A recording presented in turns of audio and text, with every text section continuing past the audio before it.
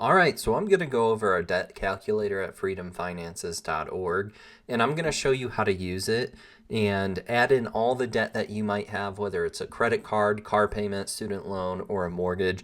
I'm going to show you how to use it, how to enter it, and show you what it can do.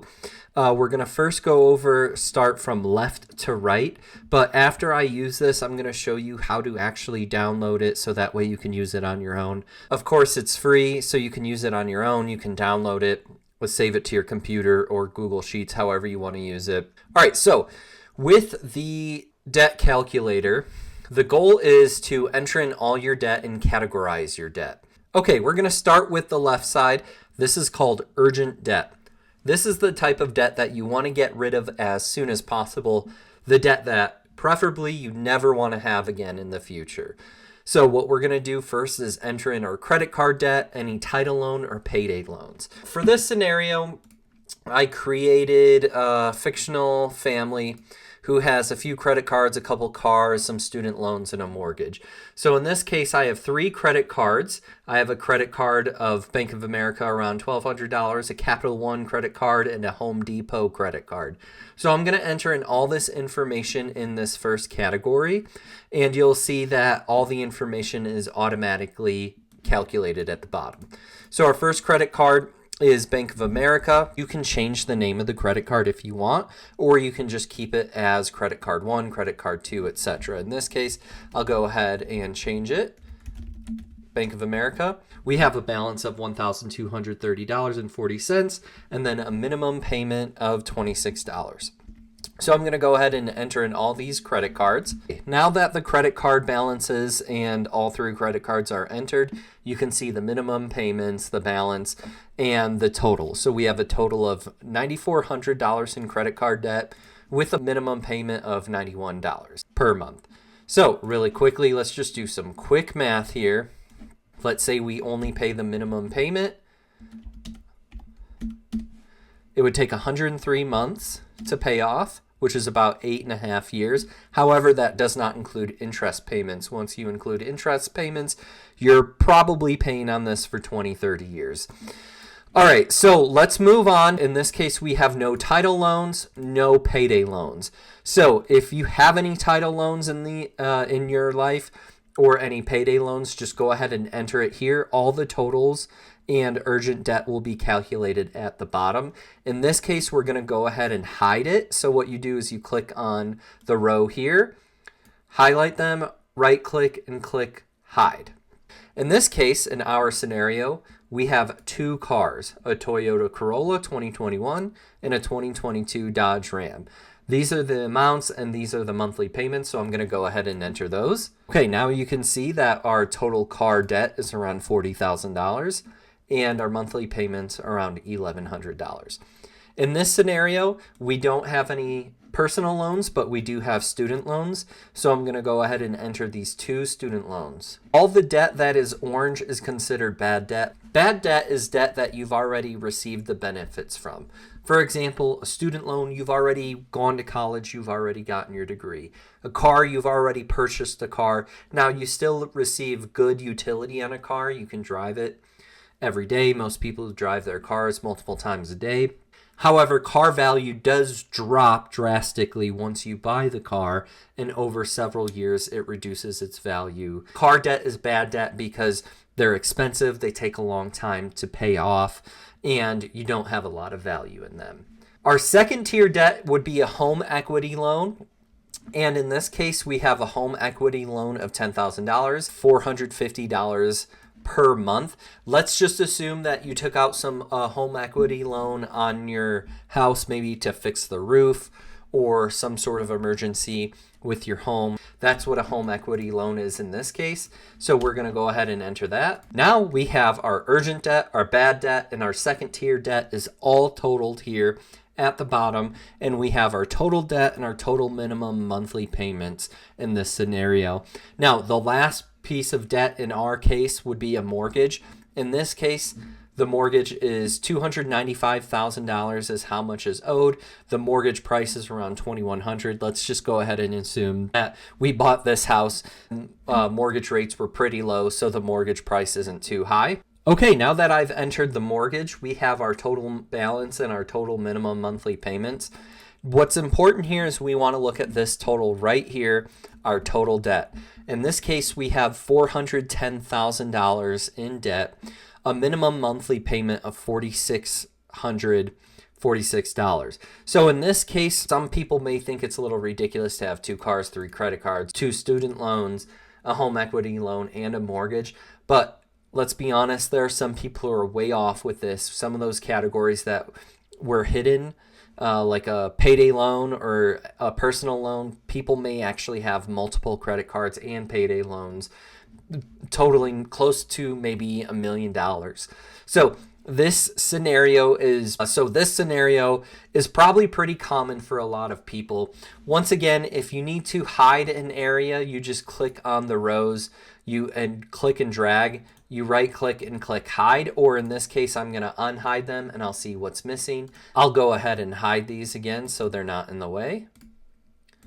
Now, in this scenario, what you need to do after you've filled everything out is evaluate the types of debt you have, how you're going to pay it off, how you're going to get rid of this debt. So, urgent stuff we should look at first. The most urgent thing here in our scenario is credit card debt. Now, you may see that there are some tiles here that are red. I have that in red because once you start typing information in and it turns red, in this case, if you have 3+ cars, it's red, or if you have 3+ credit cards, it's red, and you have balances, that means that you're probably living above your means and you shouldn't have that much debt. In this case, I have 3 credit cards that I'm paying on, and I really shouldn't be paying on 3 credit cards. Same thing with a mortgage. If you have more than one mortgage, either you're very well off or you're living way above your means. Same thing with cars. You probably shouldn't have more than 2 car payments. Let's start off with urgent debt. What I want to do is evaluate here, how can I get rid of this urgent debt as soon as possible? In this case, I want to use my debt and I want to get rid of this Home Depot one because it has the lowest balance first. I can easily get rid of that $1,000. Now, if we take a look at that $1,000, divide it by 25, if I pay minimum payments, it'll take me 40 months. So I'm not going to do that. What I'm going to do is I'm going to pay minimum payments on every other thing, including this Capital One, Bank of America, my cars, my student loans, etc. I'm going to pay minimum payments on everything except my Home Depot credit card. If I can get rid of this $25, if that frees up a little bit of budget, I can put that extra $25 payment plus how much I'm using towards my next lowest balance. Now, while this is happening, all your balances will be going down month to month. My recommendation is fill this out every single month. I recommend to do so. It's a lot of work, but getting out of debt is a lot of work. Once I've paid off my Home Depot credit card, I can go ahead and delete that. My minimum monthly payments have gone down to $66. That's great news. However, I want to put any payment that I was putting on my credit card of Home Depot towards my next lowest balance, which is Capital One. Now, a few months have probably gone by, let's say 4 months. So let's say that's my new balance here. So my new balance has probably gone down and my new balance has gone down here as well.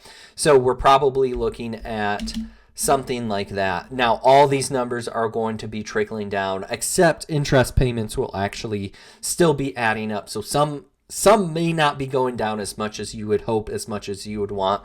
But let's say you're paying $200 towards your Home Depot credit card. It took you about 6 months to pay off. Now you can put another $226 towards your Bank of America credit card. It's probably going to take another 6 months to pay off.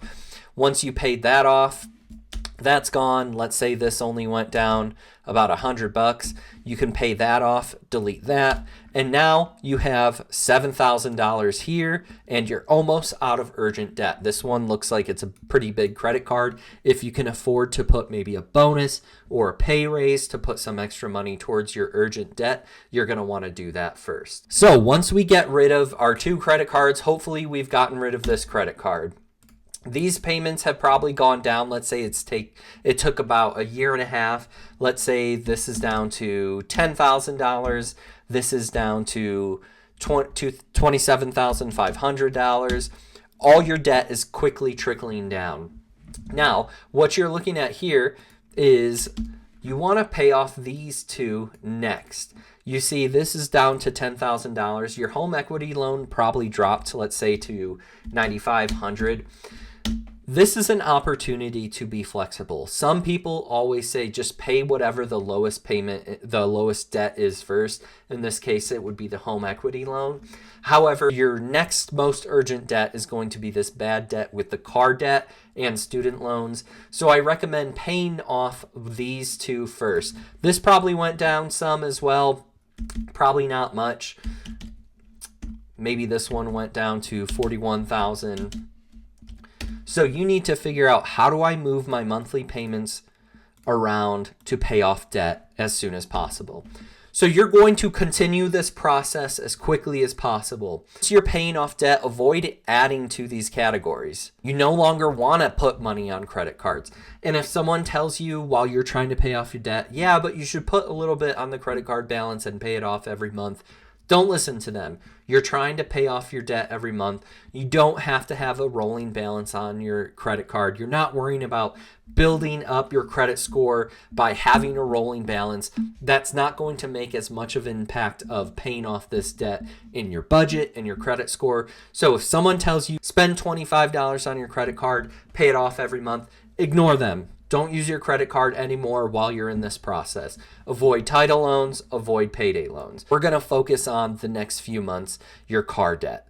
Then you're going to focus on your student loans, whichever comes first. After you pay $10,000 off, you probably have close to $600 extra in monthly payments to put towards your student loans, and that process will keep trickling. Now, it's going to get more and more difficult as you go towards the right on the screen because these balances are bigger. Some people do have tens of thousands of dollars of credit card debt. That stuff has to be worked with first. So you're not necessarily worrying about your mortgage payments right now. As these balances go down, take a look at your total debt. That is what you want to see. You want to see your total minimum monthly payments go down. And that's when you're starting to realize my budget looks better. $300,000 in debt, that's not great, but it's not as bad as $400,000. And here's the big thing. Your minimum monthly payments are down from over $4,000 a month to about $2,500 a month. Now, all of a sudden, you're starting to see a lot of freedom in your budget, in your finances. My recommendation is go as far as you can, get rid of this home equity loan, and then all of a sudden, maybe all you have is a mortgage. Once you have a mortgage payment and no other debt, you are feeling good. What's important is don't regress. Don't get new cars just because you've paid everything off, because cars are more and more expensive. And then all of a sudden, this Toyota turns into a Tesla. That Tesla balance is closer to $70,000. That monthly payment is closer to probably $1,000 a month. And all of a sudden, you're back to $3,100. So do not add more debt, especially orange or red, urgent or bad debt. Start saving money. Start investing money. And this is how you build financial freedom. Last step for the debt calculator is to download it. You can use Google Sheets or Excel. It's very easy. If you want, you can use Google Sheets. Just click here, open up the new link, and if you want to save it, you click on File, make a copy, and it's yours. You can save it to your Google Sheets. Any information you put in it will be private to yourself. If you're on mobile device, at the top right there will be 3 dots. Click on that, click Share and Export, and click Make a Copy. To download an Excel file for yourself, a private file, all you have to do is go here, click Download, and then you'll have a download whether you're on Mac or PC. You can save it as your own copy, your own personal copy. Save it to your desktop or wherever you'd like. All right, that's the debt calculator for you.